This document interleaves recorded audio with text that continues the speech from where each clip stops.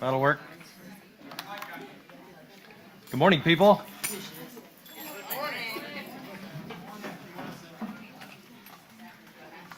We're looking for some jingle tappers and some shaker people.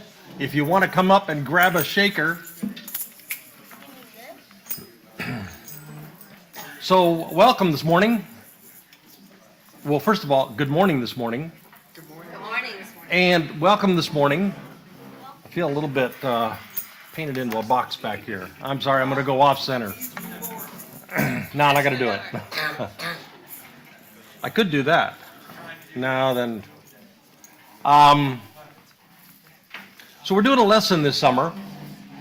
You might have gathered. It's rehabilitating our religion. You might have gathered it's a little different because I am not the only one speaking.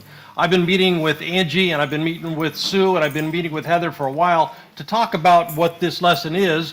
And the way it is, I did the first week, and in that week I gave some historical context about this moment when our institutions are all malfunctioning, including our religious institution, what a rehabilitating religion means, why we would do it, what it would look like, what history would indicate is going to happen after we go through this process, and why I think it's worth rehabilitating religion.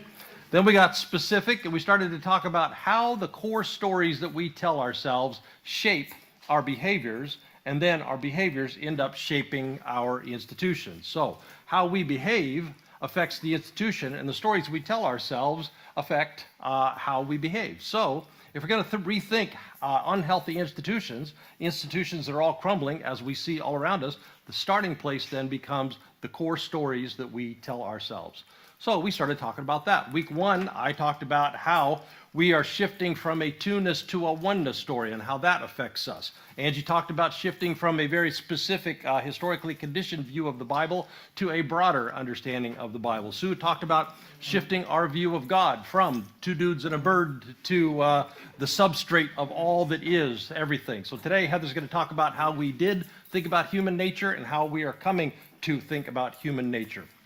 Well, that's good. I think it's been a great lesson so far. There's two reasons why we've done it.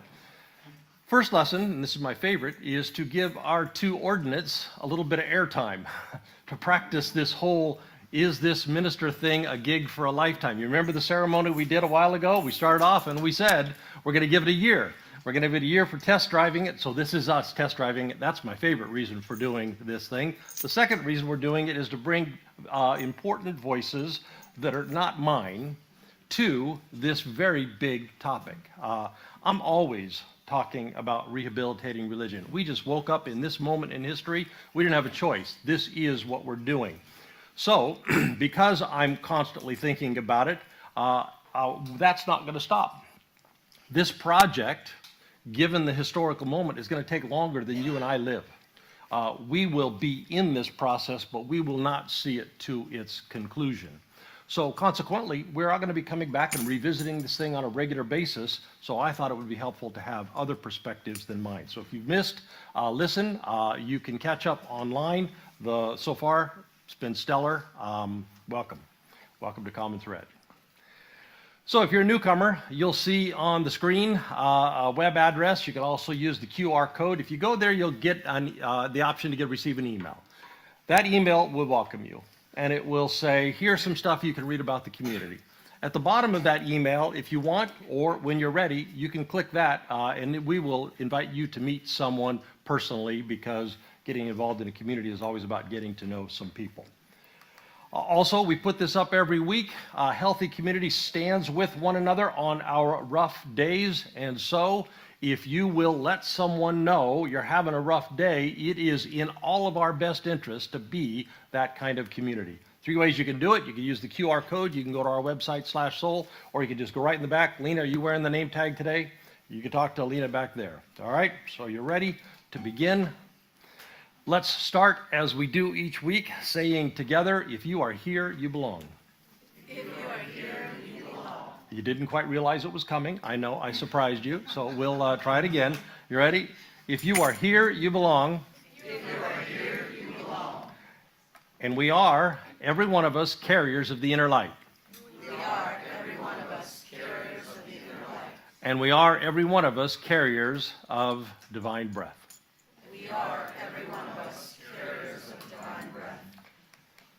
So next Sunday, we are going to do our second work of the people for the people. In the old language, that was liturgy, but liturgy comes with connotations we really don't mean. So we're talking about the literal sense of the work of the people for the people. So on that day, we're going to need a new song. So today is music school. We are learning new songs, plural, one new song in particular. Joe, come on up.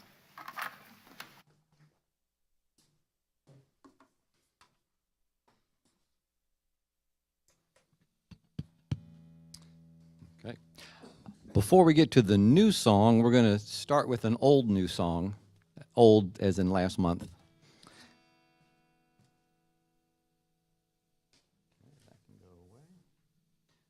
So this is called Everything is Sacred, and I want to kind of get my percussion section up and running here. If you have a shaker, we're going to go through the song once just with guitar and voices. That'll probably be a good thing for us to kind of just get our voices engaged. Then we'll come back around and I'll invite the percussionist to join in, and when I do that, you're going to play a very simple pattern on the shakers, which is just, can I hear that right now?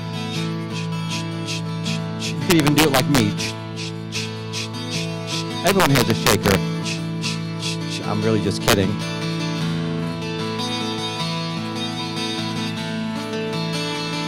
Perfect. Lovely. All right, now there's a few select people with exceptional beat competence that are going to be playing jingle taps. The functional word is competence. So you guys have the important job. So you're going to be playing on beats 2 and 4, which is like this. 1, 2, 3, 4. 1, 2, 3, 4. 1, 2, 3, 4. 1, 2. Listen to that beat competence. 1, 2, 3, 4. And the shakers. 1, 2, 3, 4. 1, 2. I can't wait. Perfect. Fantastic. All right, you guys got it. Now, would you gently set your instrument down so we don't have any unintended displays of percussion? All right, so hopefully we remember this song. If not, you're going to get lots of chances to learn it and sing it today.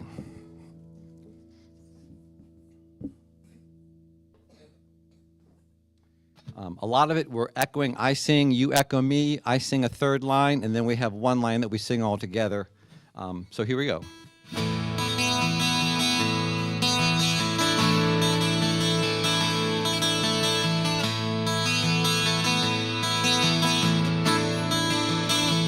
Sing with me. Everything is sacred. Everything is sacred. Everything is filled with the divine. Everything is alive with spirit, with spirit. Everything is a wonder. Everything is a wonder. Unfolding right before our eyes. Everything is alive with spirit, with spirit. Everything is a blessing. Everything is a blessing.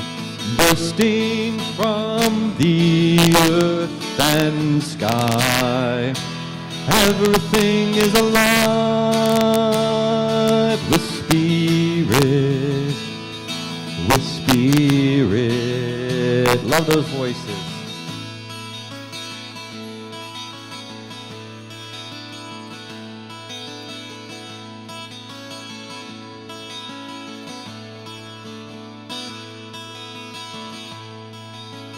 Everyone is sacred. Everyone is sacred. Everyone is filled with the divine. Everyone is alive with spirit, with spirit.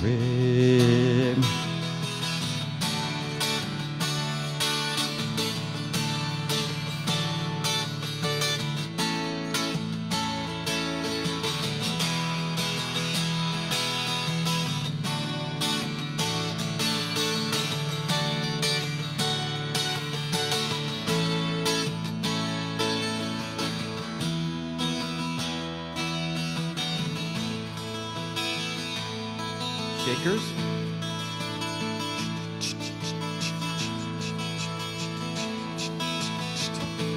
Here come the jingle taps. 1, 2, 3, 4. 1, 2, 3, 4. 1, 2, 3, 4. We're playing jingle taps with shakers. Doubly talented. There we go.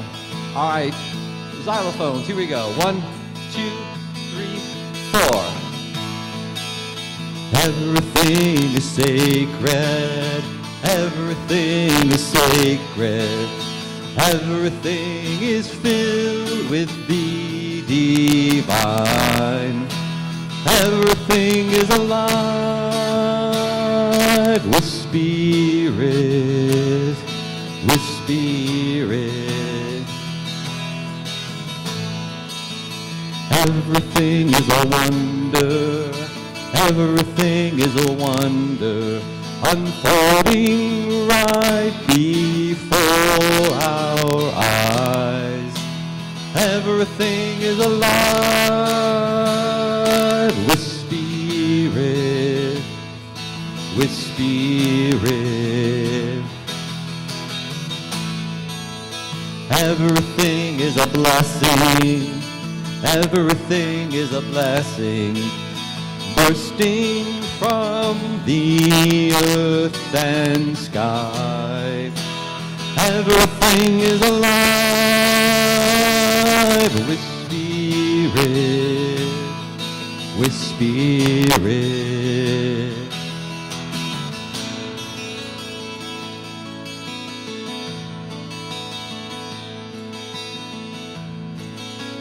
We can go ahead and let the percussion fade away. Everyone is sacred. Everyone is sacred. Everyone is filled with the divine. Everyone is alive with spirit, with spirit.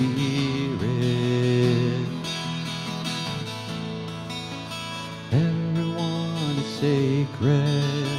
Everyone is sacred. Everyone is sacred.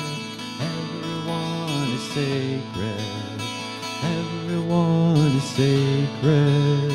Everyone is sacred. Everyone is sacred. Everyone is sacred.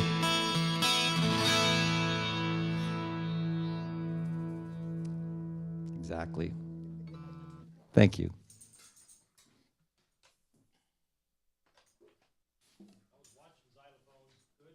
Nailed it. Nailed it.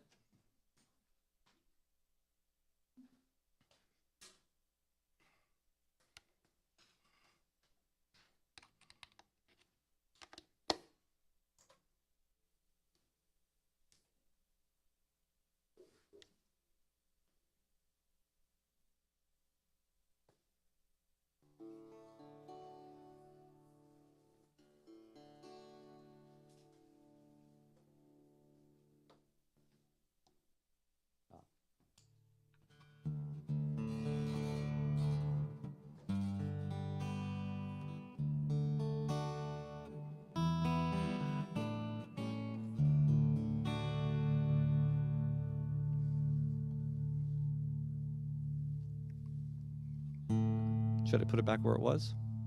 Okay.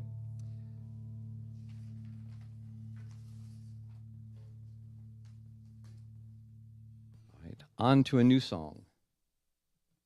We started learning this last week. It's called We Are. Let's start with, so shakers, kind of the same pattern.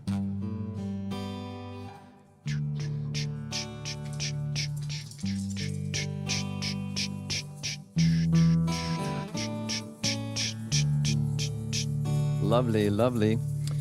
Finger cymbals. You guys remember from last week? You play every time we sing the word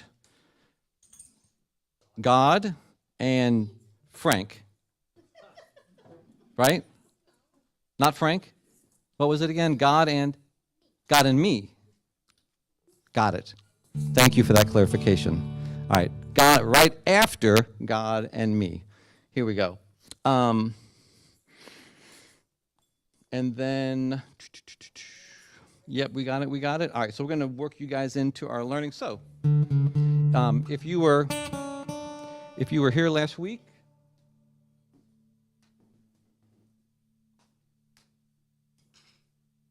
you can help me lead the way.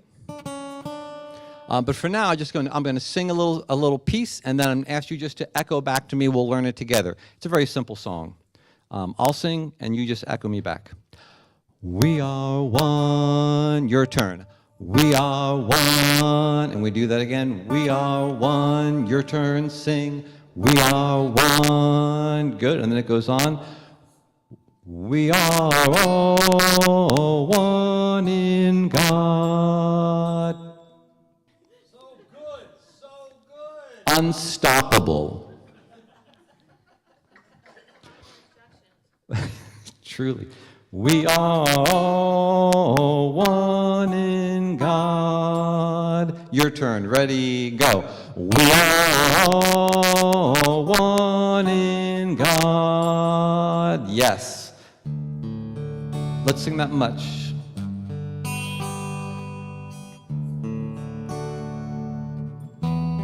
Together. We are one. We are one. We are all one in God. We are love. We are love. We are love. We are all the love of God. Perfect. Now we go on to Beauty Surrounds Me. This is the second section of the song. Be my echo. Beauty surrounds me. Your turn. Beauty surrounds me. Falling at my feet. Now, falling kind of jumps the beat a little bit. We want to be a little early. So listen to me play it with the accompaniment. It'll fit in better. Beauty surrounds me. Hang on a second.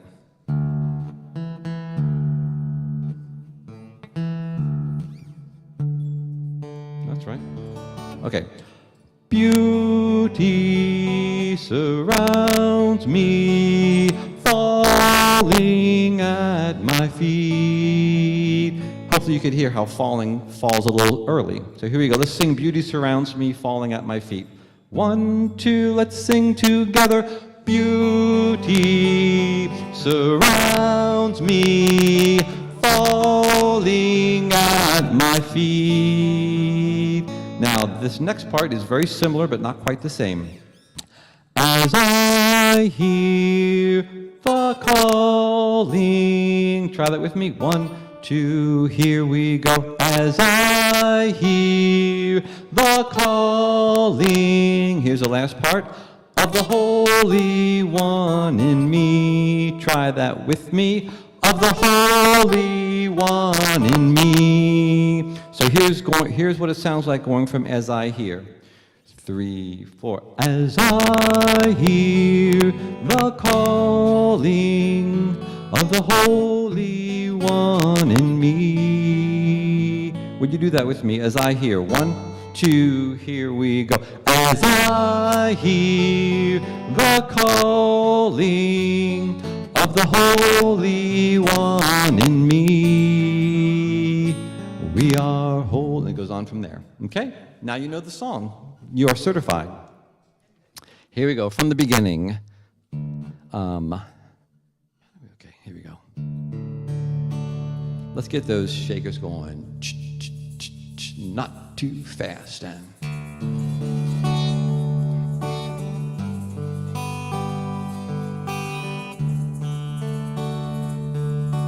here we go. Together. We are one. We are one. We are all one in God. We are love. We are love. We are all the love of God. Beauty. Beauty surrounds me, falling at my feet, as I hear the calling of the Holy One in me. We are whole. We are whole. We are all the wholeness of God. We are strength. We are strength. We are all the strength of God. Beauty. Beauty surrounds me, falling at my feet, as I hear the calling of the Holy One in me. Echo me here. We are made, we are made, we are made. We are together all made of God. We are one, we are one, we are one, we are one. We are all one in God. We are, we are, we are, we are, we are, we are.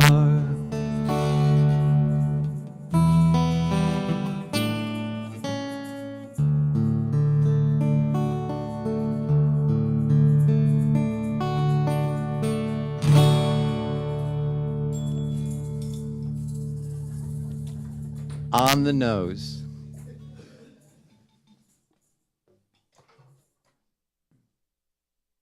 Okay.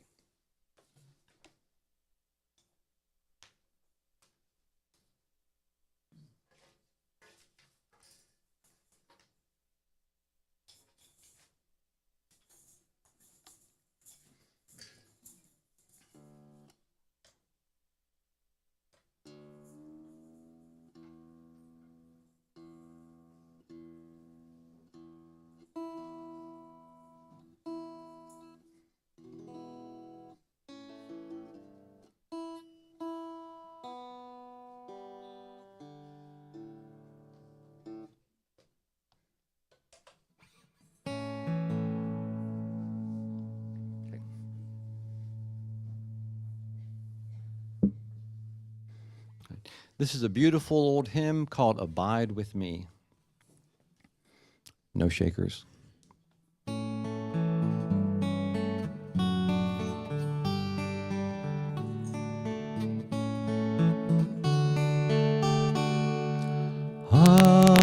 Abide with me, fast falls the eventide. The darkness deepens, Lord, with me abide. When other helpers fail and comforts flee, help of the helpless, oh, abide with me. Swift to its close ebbs out life's little day. Earth joys grow dim, its glories pass away. Change and decay in all around I see. Through, O thou who changest not, abide with me. I need thy presence every passing hour.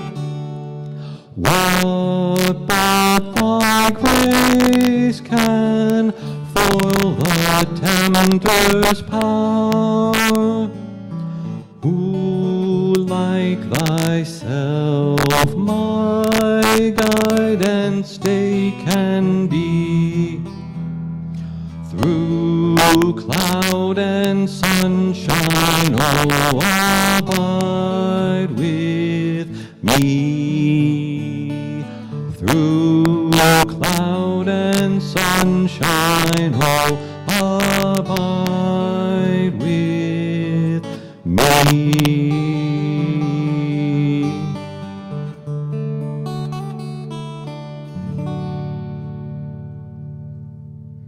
Thank you for singing this morning. Well done. Let us stand up together. Children, you can go Cool. ahead and line up. You ready to be dismissed?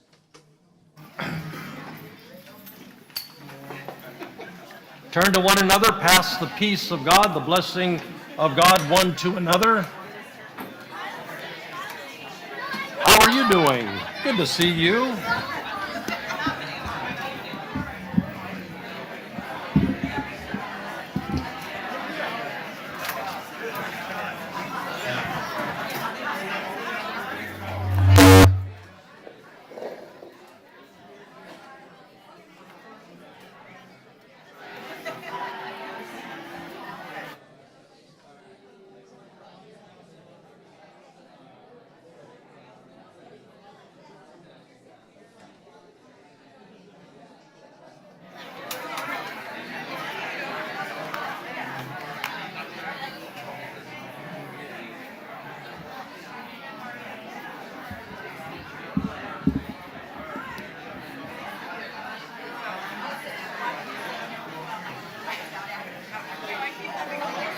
And as you're being seated, we've got a few announcements to make.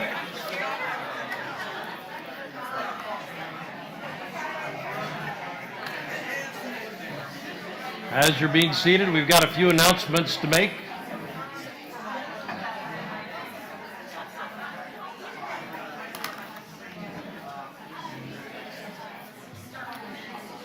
Where's Lindsay? Hey, Lindsay? Hey, Lindsay. Lindsay. You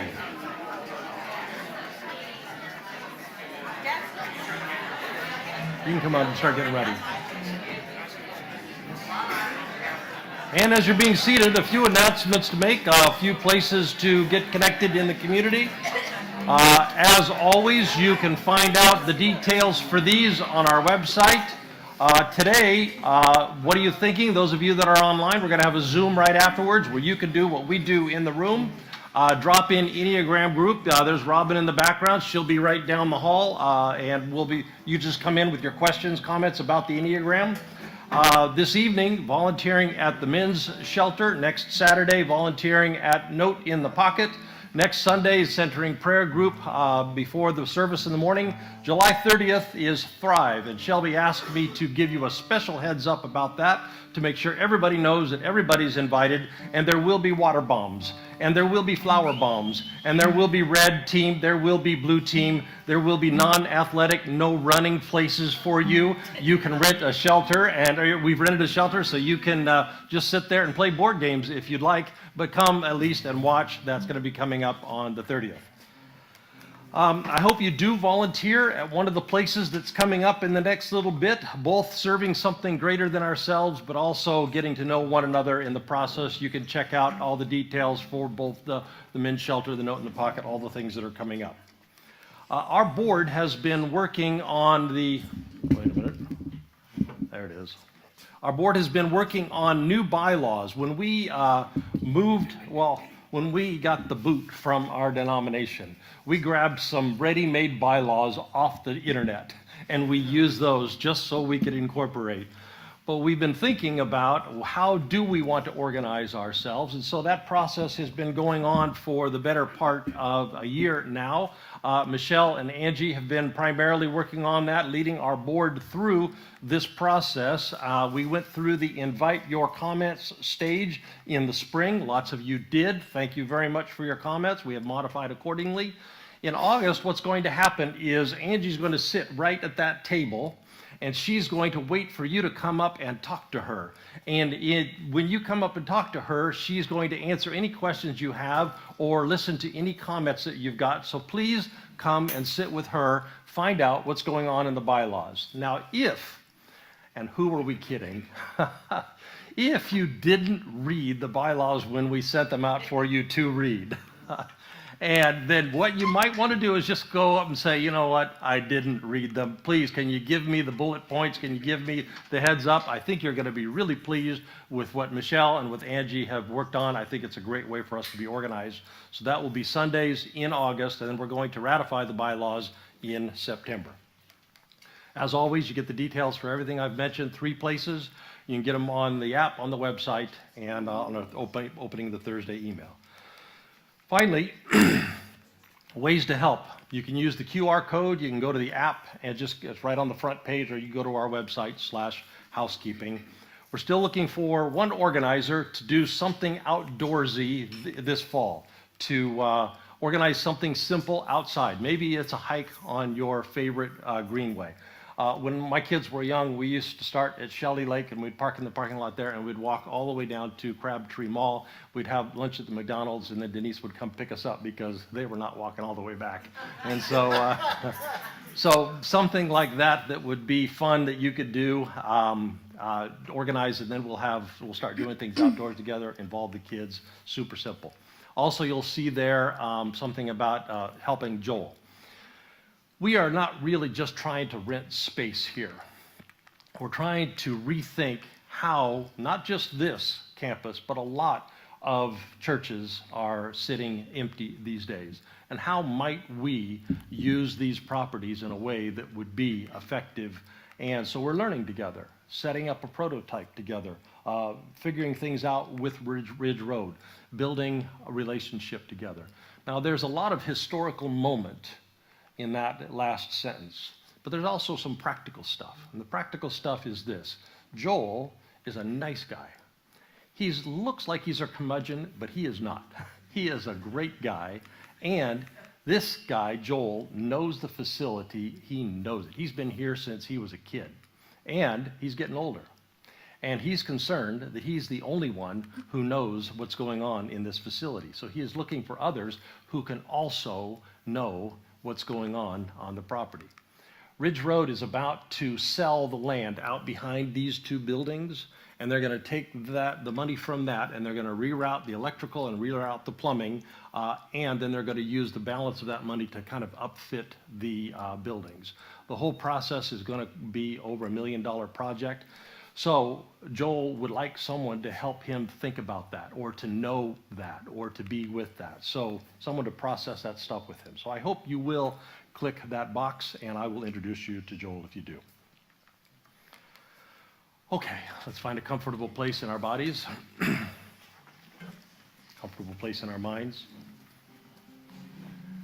I told Lindsay what Heather would be talking about today. She found this song. I think it's beautiful. Before our meditation this morning, have a listen.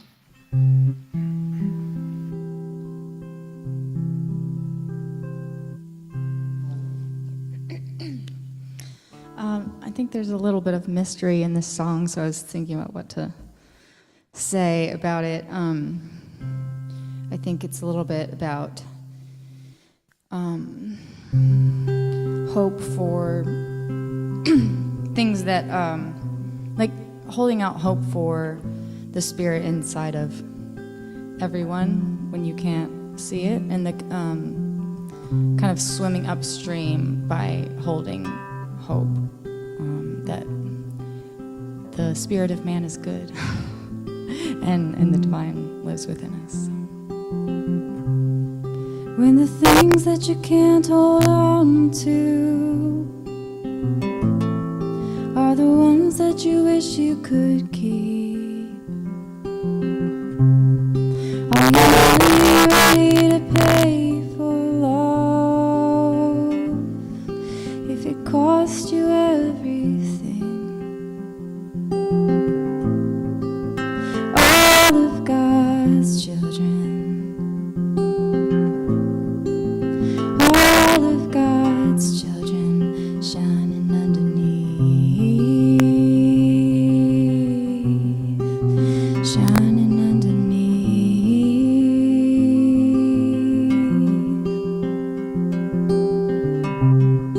I believe in a world that's beyond me. I believe in a world I ain't seen. Past the glass and shotgun shacks, violent, faceless, racist facts. I believe in a world that's made clean. All of God's children, all of God's children shining underneath. They're shining underneath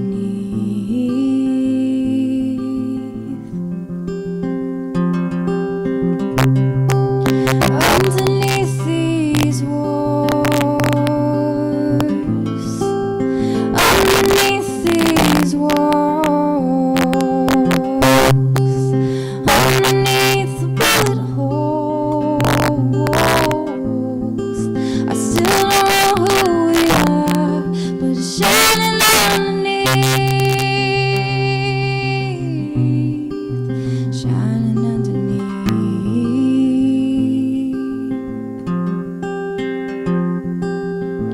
Oh, I've been waiting for love to give birth, new life to show pain its worth. I've been waiting for peace on earth, like a newborn child. Oh, like a newborn child, shining underneath, shining underneath.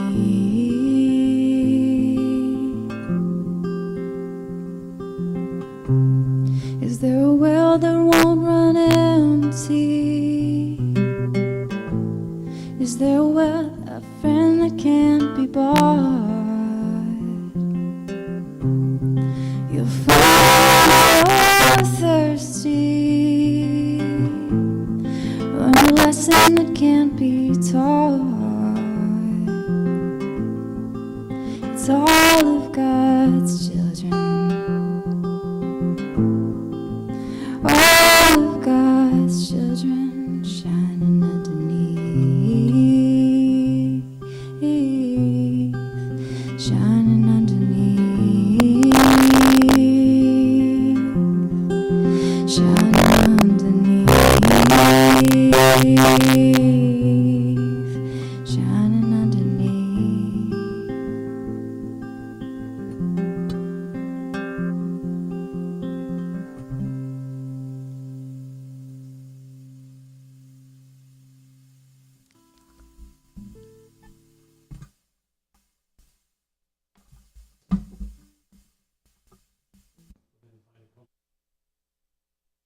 Comfortable place in your body and your mind. The loving kindness meditation is an exercise in awakening to love and kindness that is within us. It's a meditation that comes with several parts, expanding circles of loving kindness. Today, we'll practice the parts that we haven't the last few weeks, so breathe in, and as you exhale, go ahead and relax.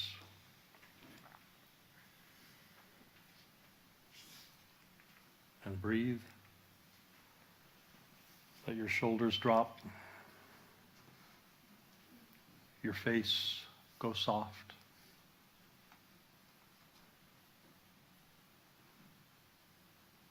And breathe.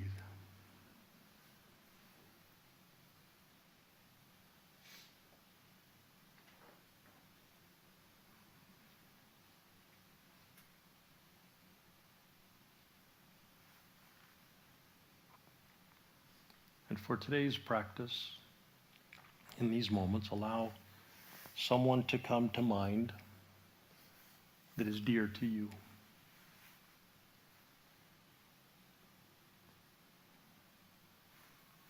Allow someone precious, someone easy to love.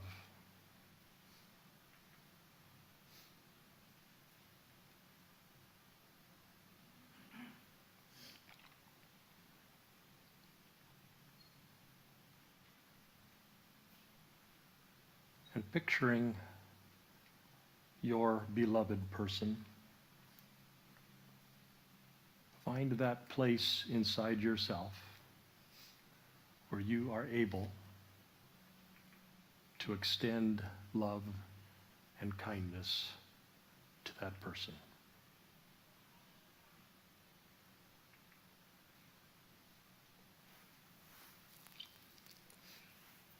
Find the place in your heart, the place in your mind, the place in your body that contains love and kindness for your beloved person.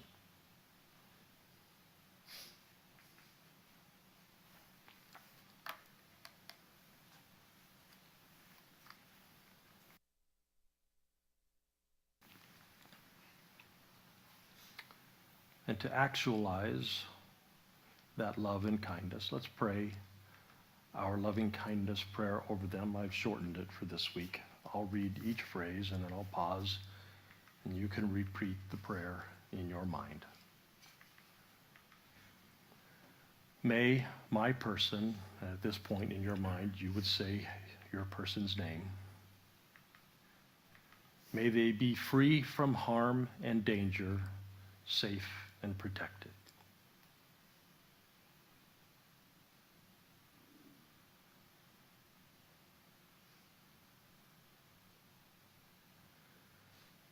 May they be free of suffering or distress, healthy and strong.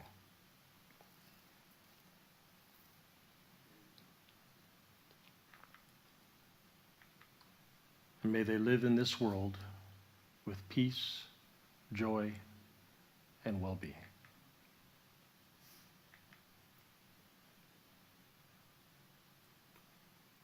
Breathe.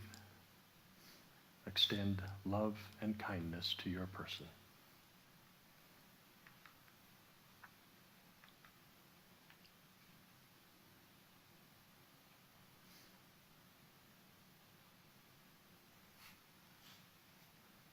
We do this exercise in concentric circles to alert ourselves to the space that is inside of us that has that capacity for love and kindness. It's in there because every one of us carriers of the indwelling divine.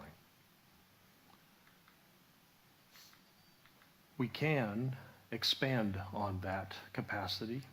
So the next step in the meditation, this time, allow someone to come to mind that you think of as neutral. Not easy to love, not hard to love, maybe a coworker or a neighbor. Allow someone to come to mind.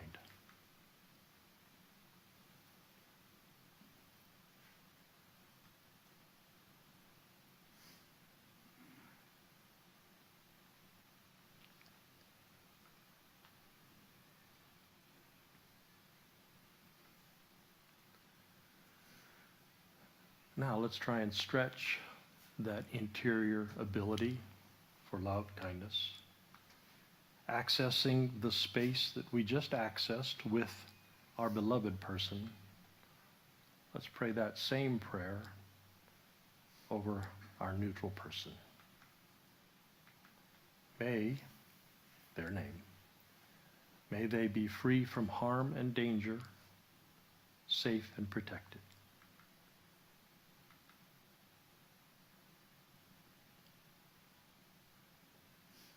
May they be free of suffering or distress, healthy and strong. May they live in this world with peace, joy, and well-being. Take a moment, breathe, and extend love and kindness to your neutral person.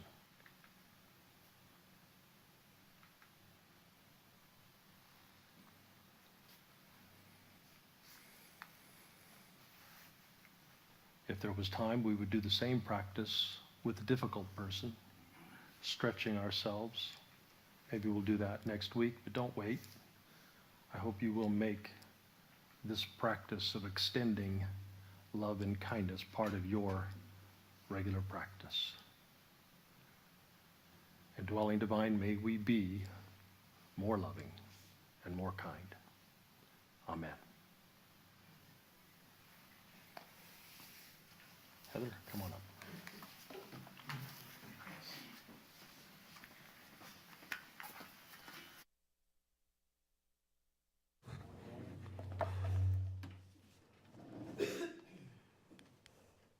Human nature. So come on, what can I possibly do with the topic of human nature in 20 minutes? I mean, Angie took on the Bible and Sue took on God, but compared to those two topics, human nature, the Bible is eminently knowable, which is why people argue endlessly about what's in it and what it means. And God is eminently unknowable. Anything we say about God is simultaneously subjective and subject to human error. I mean, if someone says they have a direct experience of God, there are so many variables. They could be lying, they could just be wrong, they could be right, but their worldview and or their vocabulary and my worldview and or my vocabulary are so different that I have no access to that direct experience. I have to admit I wasn't really paying attention when Doug divided up the topics for the summer lesson series, which is why I got stuck with human nature. In future, I'm going to angle for Jesus. So in 20 minutes, I could just summarize what Doug says about human nature in his book, but let's be frank, you could just read the book. I'd be happy to give you the cliff notes that I made while I was thinking through this lesson. So, since I can't define human nature for you, because if you've been alive for more than a few years, you already know as much as I do. And because I can't summarize in 20 minutes the history of people, or the history of people defining human nature, even just in the West, or even just in Western Europe, and because I can barely even define the scope of the topic itself in such a short time, we could describe it, but we'd have to agree first on the situation, the context, and the background of the given example. We could speculate about how it came to be, but we'd have to decide whether to take a religious approach, a scientific approach, an anthropological approach, etc. We could consider an analysis of how it has affected human history, or of all this, we could speculate on how it will influence our collective future. Instead, I'm just going to focus on the way we approach the topic itself.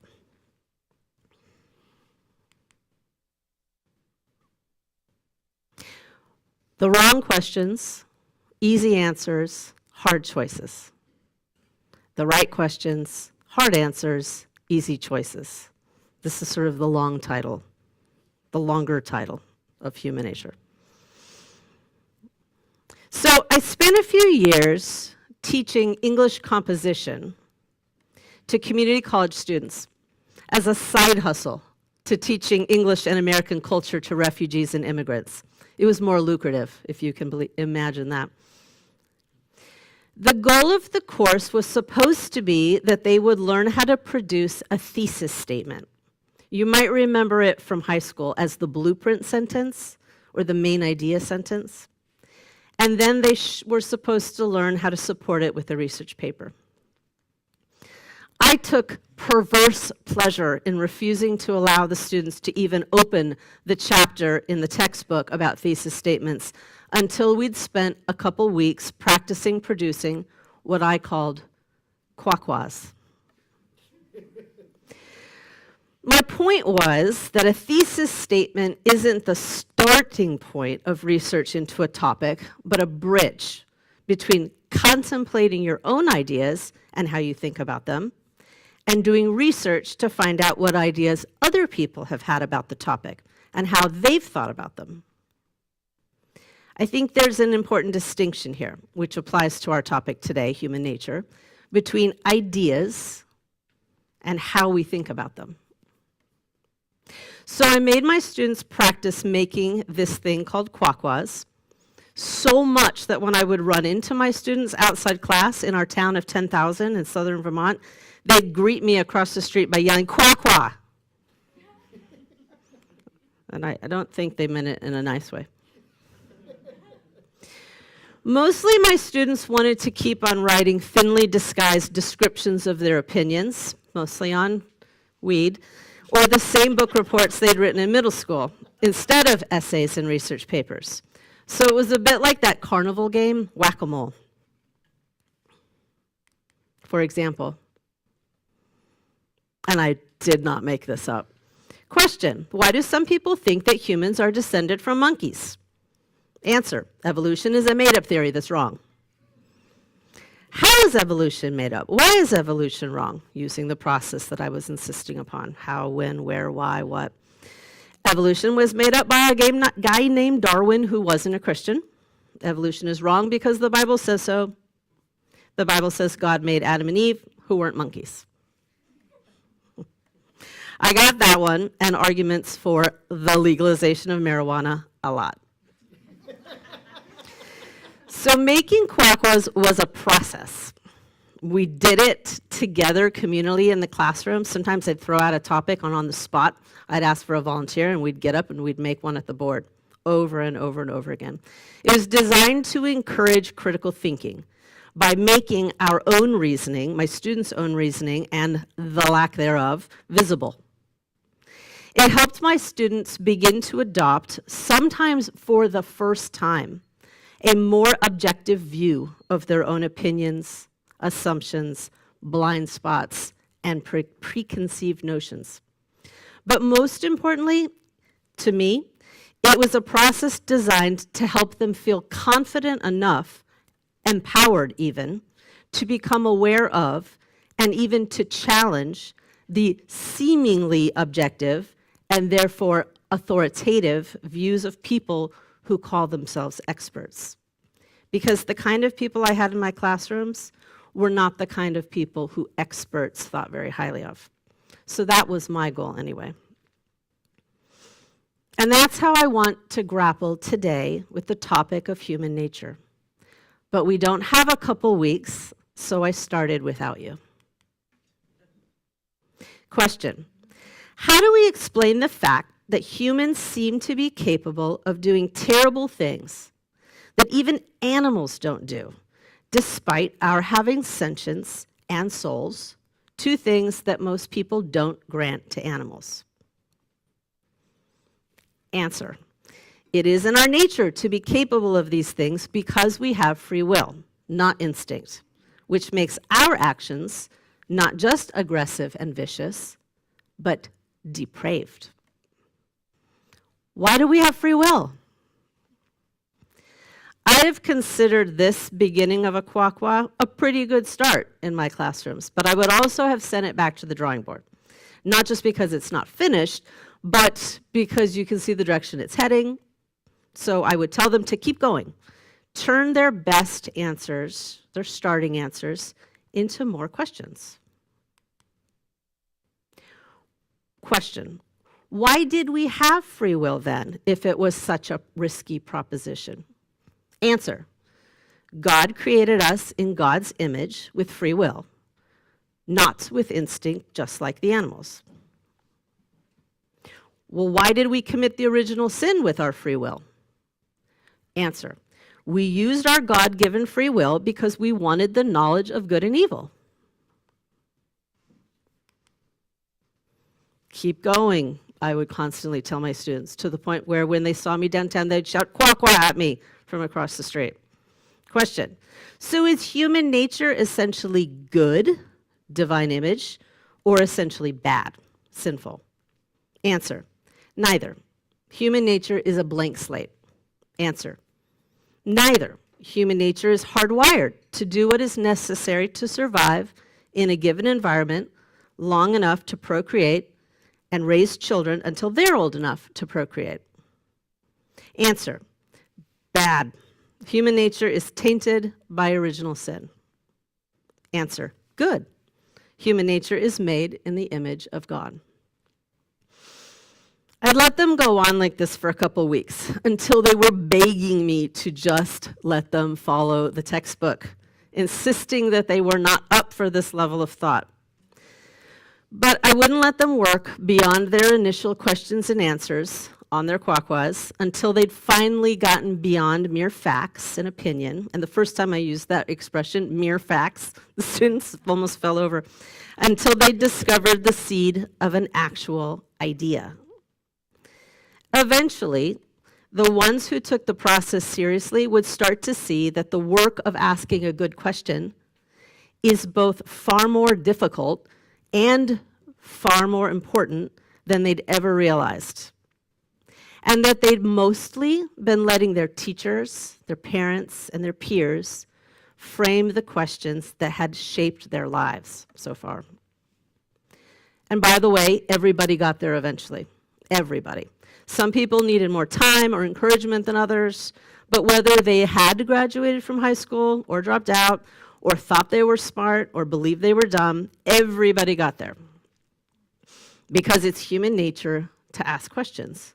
We just need to believe that it's okay not to know the answers and to keep going.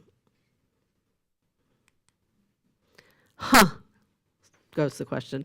The question kind of shapes the answer. So who benefits from asking, in our case, human nature, whether we're bad or good, whether we're good or bad, whether we're completely bad or completely good, or a little bit of each? Maybe the better question is, what deeply held assumption is comfortingly confirmed when we ask the question, is human nature good or bad? But I still think it's the wrong question, the starting question. So how about this? Who the hell are we that we do such terrible and such beautiful things? The easy answer to this profound and deeply sad question is that the free will we were gifted caused us to grasp at something that we weren't meant to want, and as a consequence, we were afflicted with original sin, and this has caused our children and our children's children and all of the animals and all of the plants and all of the elements and the protons and the quarks, whatever they are, everything, endless misery. That's the easy answer. I will read aloud to you Doug's synopsis of this story as he retells it in his book, as you already know, because you read it. Sure. We were born into a beautiful garden as pure beings. Sadly, evil invaded our souls and was so powerful that it changed the very nature of our humanity and fractured the intrinsic goodness of the universe. Human sin fundamentally altered the nature of the planet and physical matter, became so infected that nothing other than depravity and debasement could be expected. The DNA of our souls and our planet was corrupted, Consequently, the future of this earth is total destruction, and ours is the role of an estranged alien and outsider. So who are we? The easy answer is that we're so destructive because we don't belong here. And lots of people have suffered because of this story. And lots of people have exploited this suffering and benefited from this exploitation, from telling others that they don't belong. And lots of people have made sure that this story is told and retold until it seems like a fact, like reality. Until suffering itself stops looking like a problem that could be solved, and instead looks like the truth itself.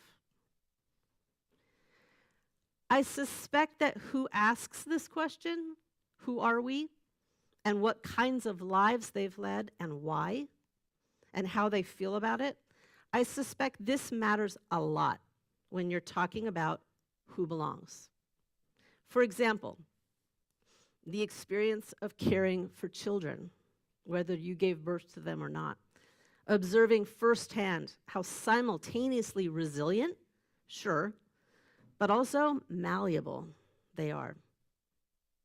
This has changed the way I grapple with this question of who we are, and why I reject this easy answer, that we don't belong here, to ourselves, to each other, to this world, even to God. Two short anecdotes. I wanted to go to grad school, even though nobody in my entire ancestry had ever gone to grad school. And I wanted to go and study Western political theory. So I did. And in my classes, there were lots of naval cadets because we were about a stone's throw from the Naval Academy. And we were reading Hobbes. So those of you who don't know Hobbes, you probably do know the phrase short, nasty, and brutish.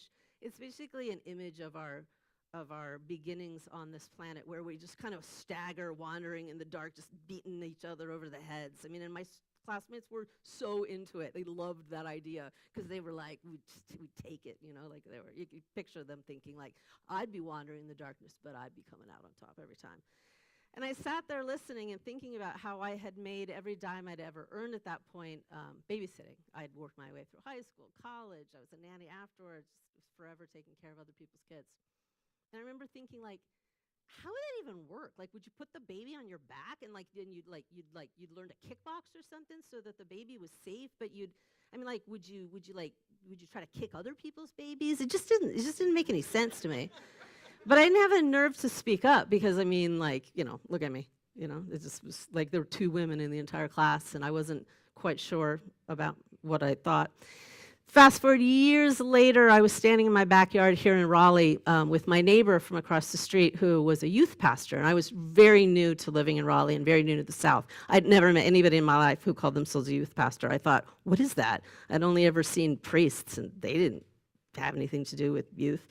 So we're standing there and we're watching our kids in the wading pool that I'd bought. And of course, Henry is in the wading pool and my neighbor's kid is in the wading pool. And I don't know what happened, but Henry reached out and gave that other kid, who's Ben, who's still, in and out of my house, gave him a shove. And because the wading pool was a little bit filled with algae at that point, Ben went pum, pum, pum, pum, pum, and just landed outside the pool. It was really embarrassing for me, not for Tyler. And I looked over at him and I said, oh, kids, and he just looked at me and he said, original sin. I'd never ever heard that before. I had no idea at first. I knew what the phrase meant, but I didn't know what he was talking about. So I call my classmates and Tyler's response to history and experience easy answers, because they're filled with self-interested assumptions, with self-serving expectations, and maybe even filled with a certain amount of self-righteousness. In that watching people, other people, fail entitles us to continue to believe that we're not responsible to them. But we are. if we all belong. I'm going to read to you again from Doug's book, so think of it as a refresher.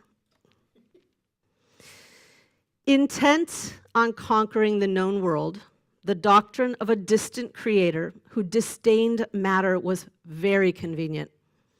If you're going to crush human bodies, it's convenient to believe that they are not sacred.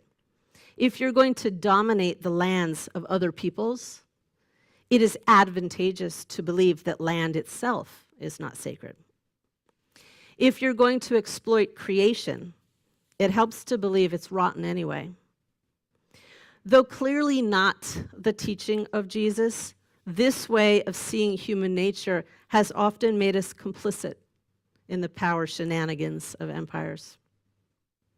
Despite our many shining moments, influenced by this dualistic view of human nature, our church has also had many dark moments in bed with empire. And in bed with empire builders, we've often given doctrinal approval to colonialism, imperialism, slavery, and all kinds of abusive practices that crush human bodies, destroy human communities, and exploit human lands. What Tyler said at the wading pool, he's not wrong, but he's also not right. And my idiot classmates with their cars thinking that they were Tom Cruise and Top Gun, they'd been raised on the endless violence of TV and movies and the news and textbooks organized by thousands of years of wars and the things that cause and result from war. And yet, those things did happen. They're still happening. We've finally begun, though, as humans, to ask questions about what we used to think was unalterable and inevitable. We know now, for example, that when you expose humans to horrors, we develop what we now call PTSD. We know that you can make human beings do terrible things, yes, but that doing them usually breaks us. Both are true. Humans are capable of terrible things, and humans are capable of beautiful things. And we're going to have to choose which to see as the truth and which to see as the lie. The right questions, hard answers, easy choices. When we say to someone, that's an easy choice, what we mean is that there's no real choice to be made at all. You know, like, John, you want broccoli or do you want an ice cream sandwich? All right. That our choice has already been made because of who and what we are. So again, what we mean is that there's no real choice to be made at all. Our choice has already been made because of who and what we are. So did a loving God who created us in God's own image create a world in which an embodied life can push us beyond our breaking point, so far that we human beings who, despite belonging here, despite our indwelling divine nature, struggle in our fear and our pain, in our human nature, and often, therefore, cause ourselves more suffering by losing our faith, by our failure to remember who we are, and suffer more? Let me repeat that more simply. Why do bad things happen to good people? And here's the easy choice, because yes, we can look out the window at the world, at human nature, and see that this does happen. But again, it's both the wrong question and an easy choice. Human nature is to live on a knife's edge of paradox. And yet, we do it. We live days filled with love and pleasure, despite knowing how many bad things can happen to us and the ones we love. How is this possible? How, given our reality and our position within it, weak, mortal, malleable, resilient, how can we possibly be expected to hang on to our hope and our joy as we walk this knife's edge every single day? But here we go again. Like everything with human nature, just look out the window and you will see joy and happiness. I can't possibly answer any of these questions about human nature. Are we good? Are we bad? Are we more good? Less bad? Why are we bad? How do we get good? Clearly, we're good and we're bad. Clearly, we have free will and we use it. Clearly, we sin and we suffer for it. Are we blank slates? Are we animals struggling out of instinct toward the capacity for morality? Are we angels or devils? The answer to all of these questions is yes. And that's a hard answer. But it's also an easy choice. To accept this gift of life that we've been given and the free will to create our own lives within it. We've seen what happens when we believe that because human nature is bad, the spiritual life can only ever be a battle with sin. And that's a quote from Doug's book. What would happen if instead we believed that not only human nature, but the human condition itself is meant for good, to be good, and therefore the spiritual life must be about creation, beyond care for what we were given, and into the realm of co-creation.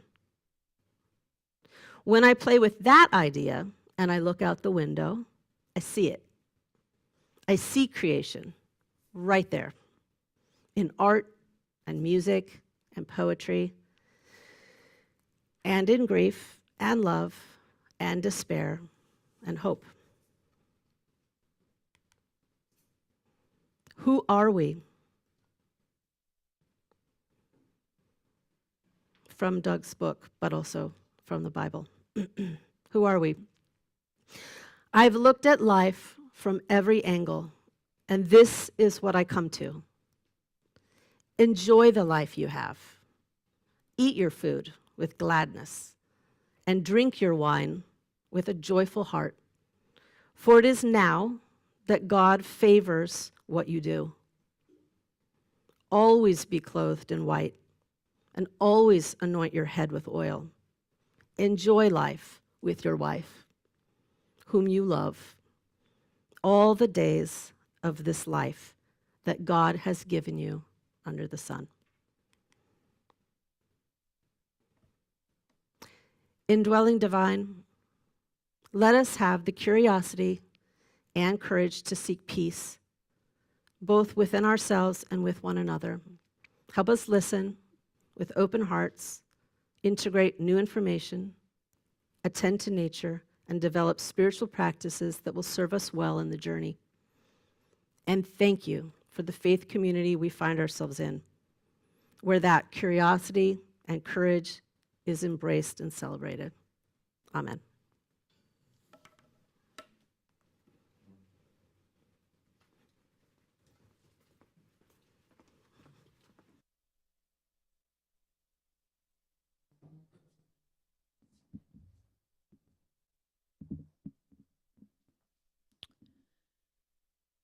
I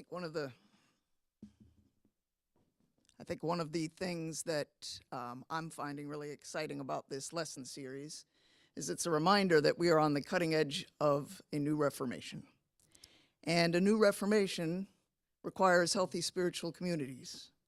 And this is a community that we are working to become ever more healthy. And that requires that we are all in this together, which we are. And investing in your community means investing your time and your talent and the dollars that make it all go. And so, I don't have the clicker to get to the QR code. Is this the clicker?